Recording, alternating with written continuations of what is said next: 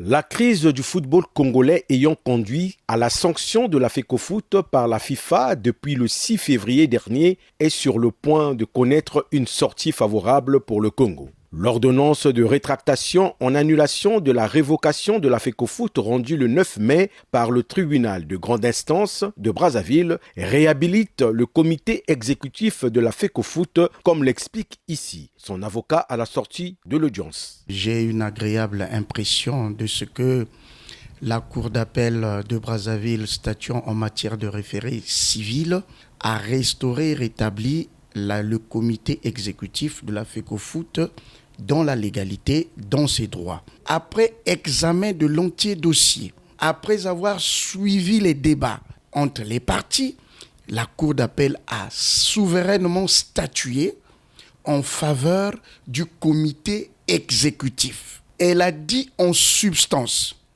que le comité exécutif doit être réinstallé.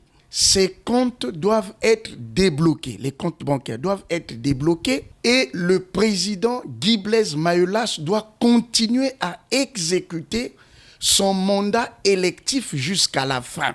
Après avoir apprécié positivement la décision du tribunal de grande instance de Brazzaville, cette analyste sportive plaide pour la délivrance de l'AGROS, le document physique de la dite décision attendue par la FIFA. C'est une très bonne nouvelle pour les amoureux du football. C'est quelque chose qu'on attendait depuis longtemps.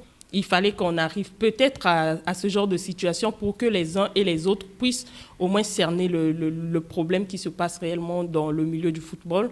Et aujourd'hui, je pense que cette crise n'a rien apporté. Le secrétaire général de la Fédération congolaise de football doit faire un compte rendu auprès de la FIFA. Mais la FIFA a besoin des preuves. Ça ne sera pas verbal. Tant qu'il n'y a pas de preuves, il faudrait que le tribunal, les greffiers puissent travailler sur ça au plus tard lundi, pour que le COMEX puisse rendre compte à la FIFA avec les preuves à l'appui. Cette ordonnance devra le plus vite possible être transmise au Conseil de la FIFA pour la levée définitive de la sanction du Congo, d'où la nécessité pour le greffier de délivrer la décision matérielle dans l'urgence.